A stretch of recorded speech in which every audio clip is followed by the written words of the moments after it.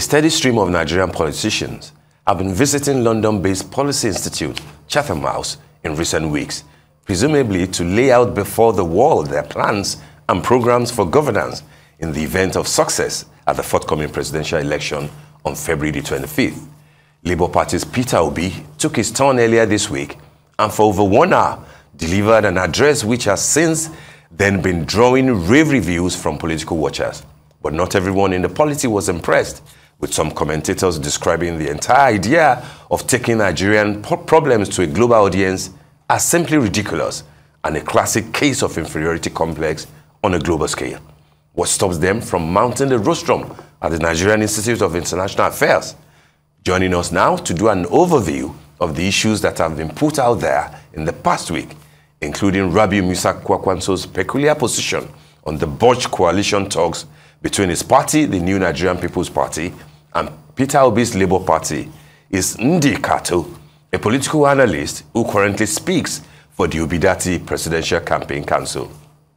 Good morning, Ndi. Good to have you join us today. Good morning. Good morning. Thanks for being our guest. Thank you for having me. All right, you're welcome. Well, let's start off with the outing of your presidential candidate, Mr. Peter Obi, at the Chatham House earlier this week. First is to know, why was Chatham House important to him? Would that be because everybody is going there? Because the candidate of the APC went there last year and, you know, probably garnered a lot of media visibility. Would that be the reason, and what would be your assessment of the performance of your candidate, who a lot of people said, well, maybe didn't do too well while he was reading a speech, but then performed creditably well while he was taking answers and answering them directly to the audiences? What are your thoughts, and what will be your analysis of how things went down there? I'll start by saying with all sincerity that Peter Obi did excellently well. One thing I like about my principal is anywhere he goes, he takes the entire time to sell himself and not focus on other issues, except selling what it is he's going to bring to the Nigerian people. And he has done it over and over again. And that is what we saw in Chatham House. He reeled out what he was going to do with respect to his policies, from security to the fourth industrial revolution to restructuring to what would happen with the police force. He went on and on. What would happen if Nigeria borrows, where the money would go into. He talked about subsidy. I mean, he used his time very, very well, and anybody who watched that will understand that this is a man who means well for Nigeria. He talked about strengthening institutions. He talked about, you know, destroying our rent-seeking system. It was so much. It was a well-packed speech. And that is what you do when you go to an intellectual space. You go to a space where there's policy on the table. That's exactly what you do. With respect to going to Chatham House, if our candidate, if Peter Obi, you know, avoids other places and appears in Chatham House, then you will say, oh, you know what, this is low self-esteem. Why are we abandoning Nigeria to go to other places and speak? But this is a policy institute, and people go to these places. I mean, Joe Biden has been there, other world leaders has been there. Nigeria is not left behind. We are an important part of the global conversation. So if other big world leaders are going, of course, Nigerian leaders should go. Those who are seeking office in Nigeria should go too. The difference, you would say, with Peter Obi is that Peter Obi is everywhere. He's speaking everywhere. Chatham House is not an exception. It's just one of the many places in which he's putting out his plans for Nigerians. And, you know, there's no problem with that. Let's look at what he's doing in Nigeria. Currently, he has town hall meetings, a lot of town hall meetings with young people all across the nation. Everywhere he goes now, he first has town hall meetings with youth, students, because this is the generation that is feeling the bite, and it's a generation whose future is about to be mortgaged if we don't get it right in this election. So again, Chatham House is not an exception. If you call Peter Obi to speak anywhere, and that is something he prides himself in, he says that, look, I am trying to sell myself to the Nigerian people. I am trying to sell myself to the world to make everybody understand, look, this is Nigeria's standing in the world, and this is how important this election is. I'm trying to preach a gospel here, and I'm trying to make people understand the importance of this election and the importance of the time and the importance of a government as mine. There is no platform too big or too small for him to go to sell this message. All right, Indy, let's actually talk about the botched coalition that was meant to happen, or maybe not meant to be, talking about between the NNPP and the Labour Party. Rabiu Kwankwaso spoke on this in his own Chatham House speech, and he says, in his own words, and I quote, that I am more qualified than Peter Obi. And he goes on to say that the Labour Party were more concerned about the hype, the media hype they were getting, and they decided to build their political blocks more on religious issues and ethnic issues as against trying to win the election in 2023 or in February. Talk to us about this. Major allegations made. That is entirely untrue, and you can see that in the difference in Peter Obi's appearance in Chatham House and Kwankwaso's appearance in Chatham House. You can see the difference in that when you go to Chatham House, you focus on policy. You don't focus on squabbles. You focus on what you're going to deliver, and that is a policy think tank institute. So any political squabbles is not what you really take there, and I guess that answers itself, because when Peter Obi went there, he didn't talk about his tribe or religion or this is why you should vote for him. He presented step by step what he intends to bring to the Nigerian people. He presented step by step what the issues are with Nigeria at the moment and the solutions. He's very big on solutions and the solutions to these issues. So for someone to go to Chatham House and use their time in Chatham House that they could have used to talk about policies and focused on squabbles and, denigrating other candidates, I don't think that is what you go to Chatham House for. Peter Obi has said time and again that you should not vote for him because of his tribe, but because of what he brings to the table. This is a man who has taken his time to educate himself. He has taken his time to go through so many courses. He has never gone out of his way to, lounge at any other candidate. He's really focused on selling his message, and that's what we're here for. Every single time I'm on television, my job is to sell Peter Obi,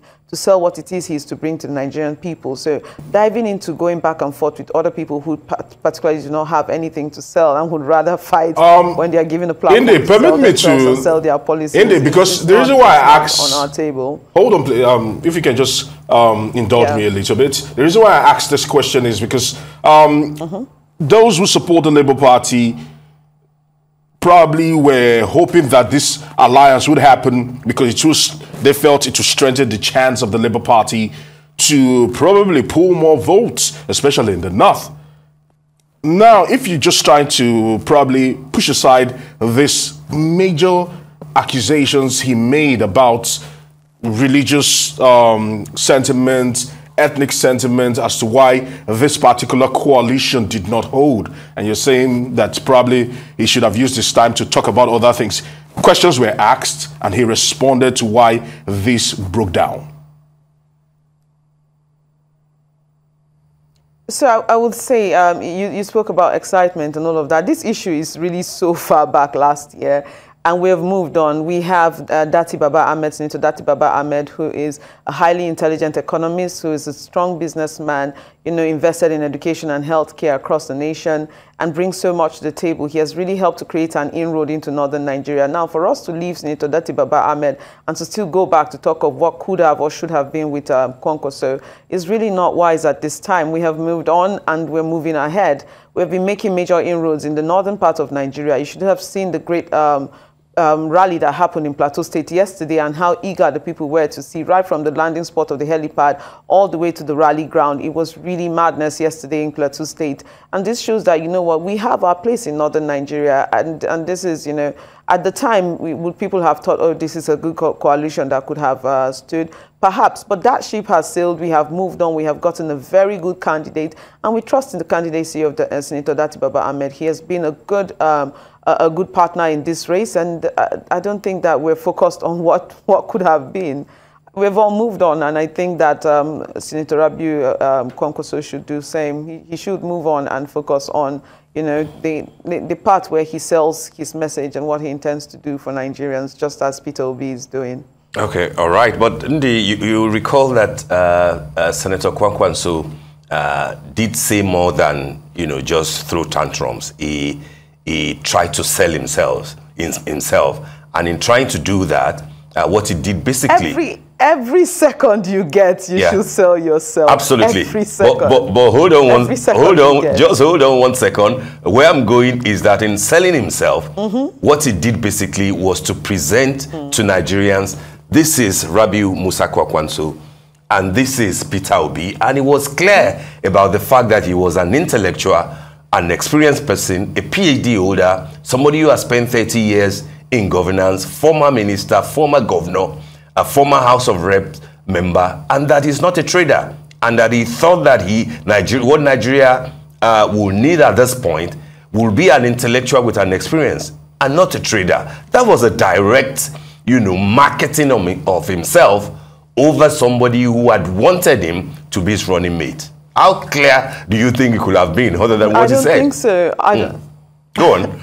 I don't think so. I think that is using your time to focus on another candidate. And that shows you that Peter Obi is, of course, the candidate to beat. If somebody has time in Chatham House and the person goes there, instead of selling himself to say, hey, look, I'm better than that Peter Obi, it means that Peter Obi is the one to watch for. Peter Obi is the one to beat. Did he talk about the other candidates? Did he tell you that, oh, I'm better than Tinubu or I'm better than this? He set out for one person, and that is the candidate to beat in this election. That is the most likely winner of this election. I'm not surprised that when other candidates go to Chatham House, they will use the time they're supposed to use to sell themselves, to try to use, put a direct comparison between them and Peter Obi.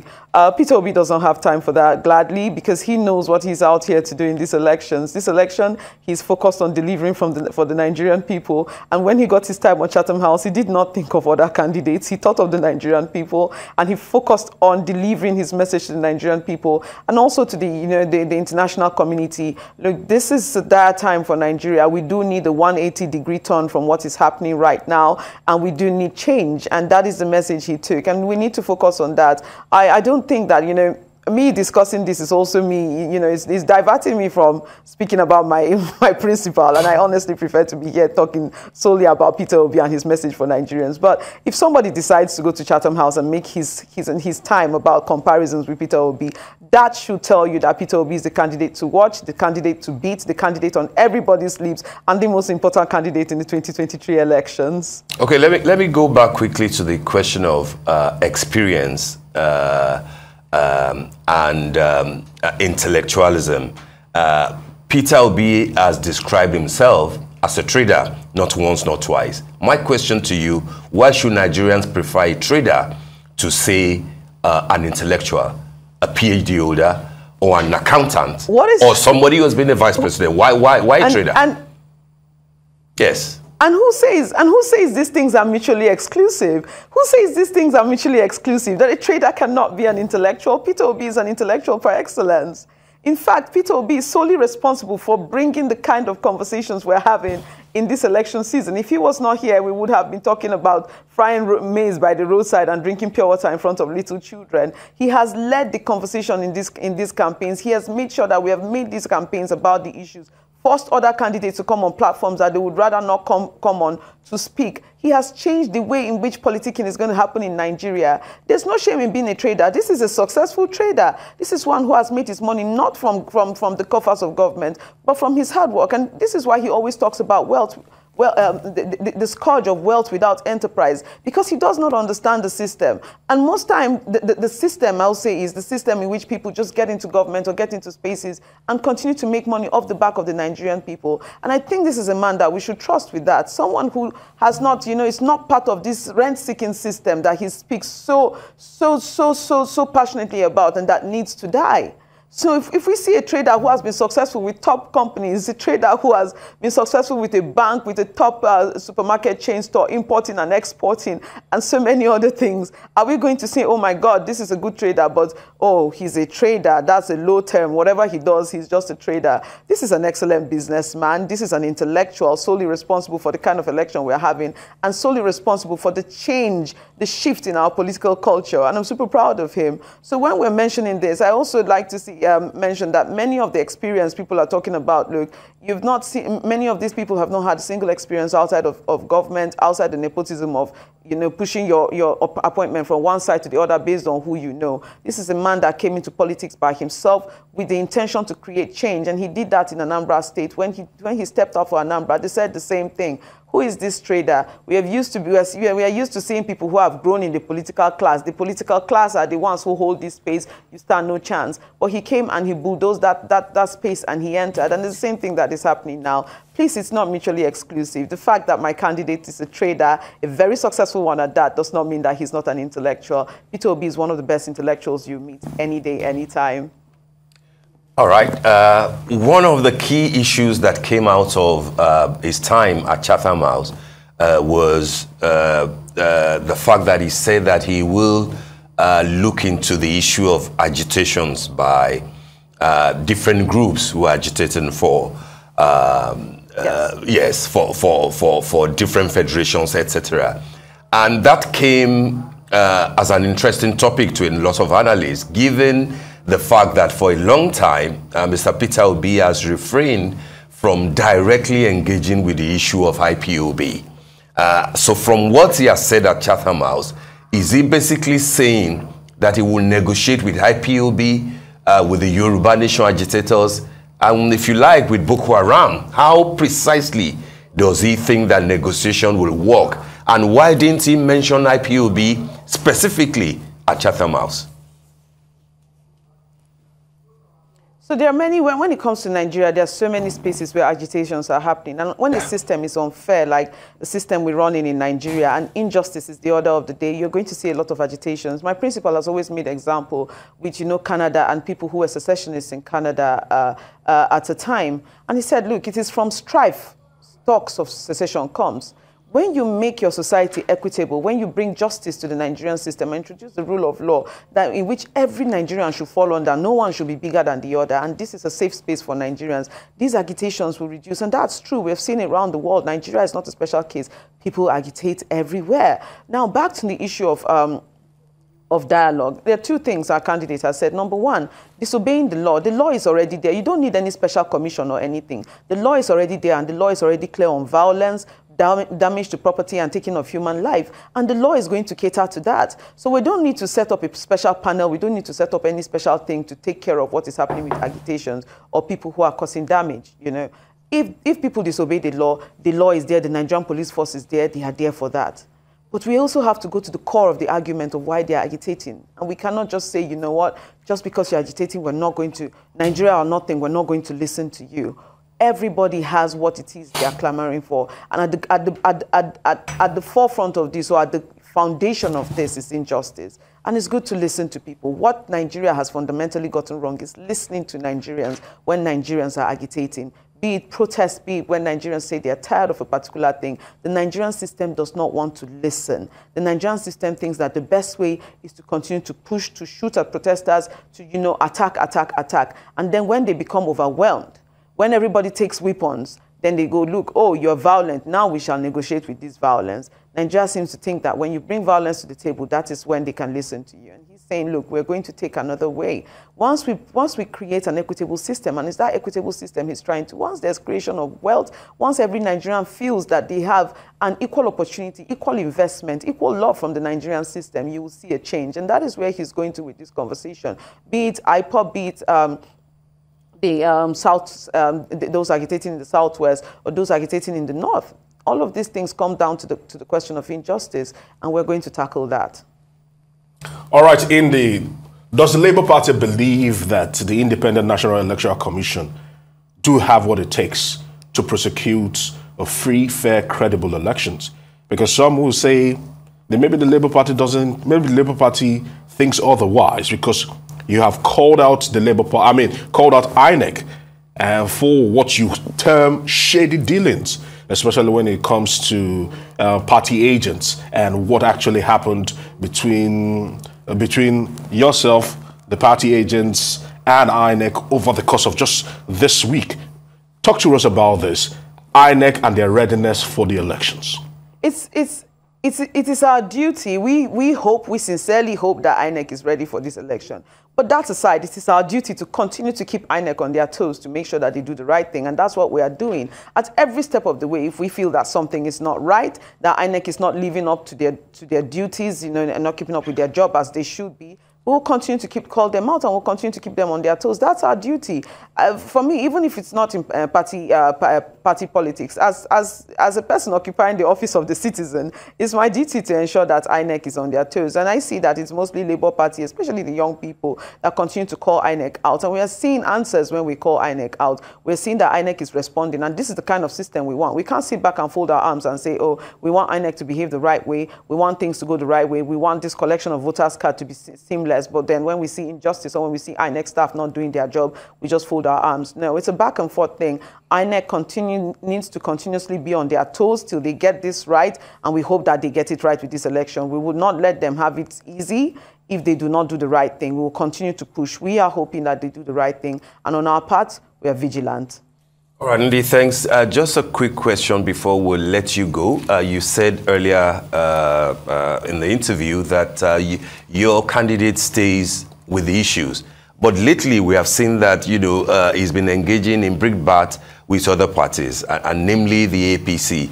An example would be what is said about the fact that Nigeria cannot afford to hand over, Nigerians can't afford to hand over a sick nation to a sick man. And of course, there was a response from the camp of the APC that Nigerians can't afford to hand over a sick nation to a quack doctor. How much more of brickbat can we get, you know, from your candidate? Is he going into that territory with the APC? No, he's just speaking facts, and it all falls on that. Look, we have to say what the problem is. The APC has destroyed Nigeria for all we know. 8 years of sorrow, 8 years of gnashing of teeth from the Nigerian people. It has been tough on all of us, you and I inclusive. Let's not pretend like we're not feeling the weight of this government. And then to say that after what has happened with Buhari, we will fail to recognize that we're falling into the same trap with Bola Ahmed Tinubu. Of course, someone has to speak about it. So he didn't say that in jest. He said it as a matter of honesty. This is how we feel, that we can't go from what we have experienced with the APC now and then still enter the same thing. I mean, come on, Nigerians, we have to be serious now. We have to really take the bull by the horn and take our future into our hands. And that's what he was talking about. That is not ordinary sparring. That is simply speaking the truth. That is simply speaking the truth. This is the issue on ground. That we have experienced this for the past 8 years. We've experienced excuses. We've experienced our president out of the country for so many months. We've experienced people saying, oh, it's not the president really in charge, it's the cabal that has taken over because the president is not feeling fine. It is not wrong for a candidate and also a Nigerian to say, look, after experiencing this for 8 years, we cannot experience this for another 8 years. He did not say it in jest. He was serious and he was speaking for the Nigerian people. That is my thought on the issue and the thought of millions of other Nigerian people who are afraid of the possibility of a repeat of what happened in the last 8 years. All right, we want to say many thanks to you, Kato, for your time here on the morning show. Of course, she is the spokesperson for the Obidati Presidential Campaign Council. Thank you for your time here on Newsday.